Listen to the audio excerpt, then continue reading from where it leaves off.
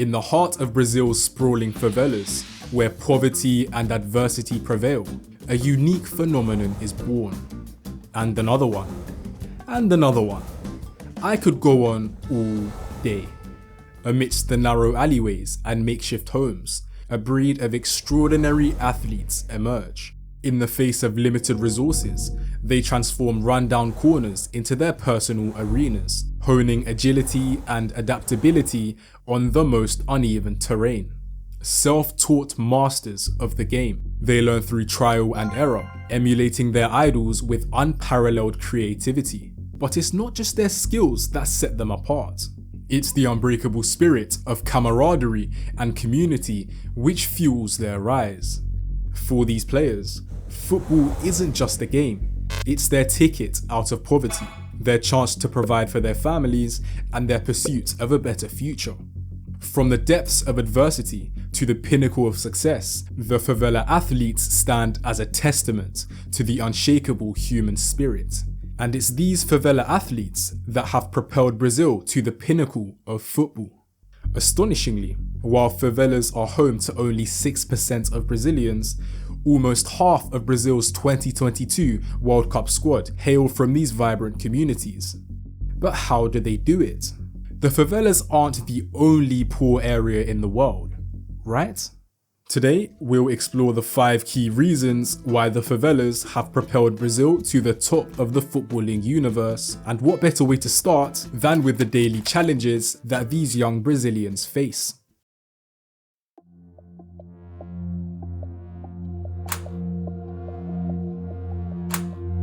Life in the favelas is alien to almost all of us in the West. Violence, drugs, disease, lack of sanitation, you name a problem, they've probably experienced it. Yet, amidst these immense struggles, there is a glimmer of hope. As we all know, there's no growth without some degree of hardship, and rock bottom provides a solid foundation upon which favela kids, also known as favelados, can build. Adversity in their daily lives fuel a deep passion for football and a hunger for success that burns within the hearts of the people. Football becomes more than just a game, it becomes a lifestyle, a religion. From a young age, favelados immerse themselves in the sport, dedicating hours upon hours to honing their skills and pursuing their dreams. In fact, you'd be surprised how many 5-year-old Brazilian kids have a better touch than me and you. In addition, the lack of resources sparks creativity, as individuals search for innovative solutions to play the game they love. Whether it's using makeshift balls or transforming improvised spaces into their playground, favelados think outside the box, hence gaining a significant competitive advantage. But we'll dive deeper into this aspect a little later on. So, while it's their individual resilience that instills a strong drive and passion within favelados, it's their sense of unity and community that really propels them to the next level. In these vibrant communities, football is more than a game, it's a way of life. But it wasn't always this way. When the English first brought football to Brazil in 1894, the sport carried with it both elitist and racist undertones. Considering that the majority of the Brazilian population was mixed race, illiterate, and low income, they were excluded from the sport altogether. As a result, the first established football clubs in Brazil had racial and income restrictions. If you weren't white and of high income, then forget about it. There was no entry. So, what did these excluded individuals do? Well, they relied on their creativity and resourcefulness in order to claim their place in the sport. They took it upon themselves to play impromptu pickup matches wherever they could find space, whether it was on the bustling streets or the sandy beaches. It didn't matter. If they had anything that resembled a ball, they would play. These grassroots matches became the birthplace of a new era, where football was embraced by the marginalized communities, transcending both social and economic barriers. Since then, it's been cherished and passed down through the generations, weaving its way from the lower class populations of Brazil in the late 1800s to the modern day favela communities. In fact, you could take a trip to Rio today and you'd see this legacy firsthand. in a world where technology has taken center stage, captivating the attention of children seemingly everywhere, the favela community still seems very deep rooted in preserving their passion for the game. Now, let me ask you a question. Back when you were young, filled with hope and aspirations, did you ever find yourself aching to pursue your dream of becoming a professional footballer? But then, like a gust of wind, your parents shot down your dreams, urging you to take the safer bet of becoming a doctor or a lawyer. It's a tale that many of us can relate to. But here's where the story takes a compelling twist. In the favelas, these dreams aren't just distant fantasies. They're a lifeline for many young kids who don't even have the luxury of that so-called safer bet. For them, football becomes the ultimate one-way ticket out of poverty, paving the path to a lavish lifestyle that they've seen so many of their idols walk down before.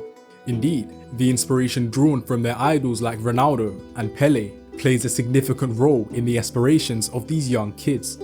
For years on end, they have watched in awe as these football legends showcase their skills on the grandest of stages. And best of all, their journeys resonate deeply with these aspiring players due to the shared path that they themselves once walked. I mean, it's evident. As these young kids lace up their boots and step onto the pitch, they carry the inspiration of their idols with them. Every time you see a young Brazilian winger storming down the wing, turning his defender inside out and performing the most obscure of skills, you can't help but see flashes of Neymar and Vinicius Jr. within him. These flicks, tricks and mesmerizing skills that they try to replicate are a testament to the impact that these icons have on their lives. But how do these young players acquire these skills in the first place? Well, the answer can be broken down into 3 key factors. Firstly, the environment in which they hone their skills plays a key role. The unconventional surfaces of the rough streets and the sandy beaches, where they often play barefoot by the way, becomes their playground. Navigating through the maze of uneven terrains, crowded space, tight areas, and unexpected obstacles becomes second nature to them. Every bump and dip becomes an opportunity to fine-tune their ball control. These challenges cultivate a wide array of skills. Balance and stability are improved, and improvisation and adaptability become natural. So, imagine when these players get the chance to step foot on a real pitch with proper boots on their feet. Indeed, it's no coincidence that boxers seek out the harshest of environments to train their bodies, minds, and skills. Naturally, preparing in grueling conditions makes it much easier when they step into the cool, well-ventilated embrace of the boxing ring. But it doesn't stop there. The prominence of futsal in Brazil has been a key element as to why Brazilian players display so much flair and are so skillful. Futsal is a fast-paced, small-sided game played on indoor courts. The intense nature of futsal, with its quick transitions and limited space, further highlights the need for lightning-fast thinking and dribbling. Now, check this. When it comes to mesmerizing dribbling and impeccable flair, there's often one name that springs to mind: Ronaldinho, who is arguably the GOAT of all of these aspects. And can you guess where Ronaldinho learned his craft? Futsal is an excellent way for children to develop their skills and understanding of the game. My technique and my dribbling skills came from playing futsal. Finally, the answer could be as simple as saying, because they have less money. It's simply a lot more affordable to play football than it is to spend your time playing video games or to invest in education and resources to try and level up your career. There's pretty much no barrier to entry. All you need is a football or even an empty soda can, and you've got a game going. In addition, a large proportion of favelados are latchkey kids and are therefore forced to entertain themselves, often on the streets with friends. And there's one medium which brings them all together: football. In fact, it doesn't matter whether you're a latchkey kid or not. The power of football unites everyone, regardless of age, race, or gender.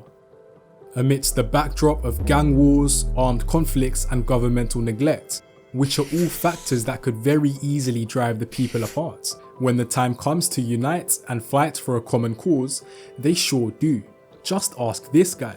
Paulo and his community took it upon themselves to transform a hill of garbage into a beautiful garden space, using the very same garbage that once polluted their area.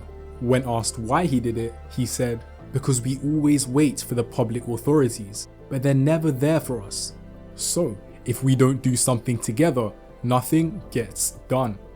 And when it comes to football, it's no different.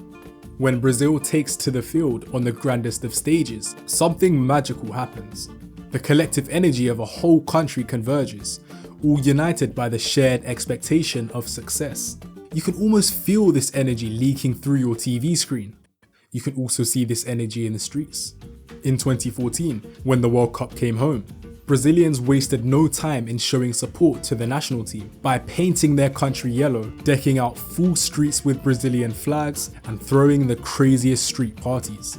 To this day, favelados are often found on the streets of their favela, huddled in a circle, smashing the ball about and challenging each other to learn new skills. It's these types of experiences that have brought favelados together, and for those lucky enough to make it to the Brazilian national team, they carry with them that same contagious spirit and carnival-like energy. I mean, when was the last time you saw a goal by the Brazilian national team that wasn't celebrated with a never-ending sequence of passinho? From the bustling streets to the illustrious pitches, many Brazilian players have walked the same path, forging unbreakable bonds and resonating with each other on a deep level.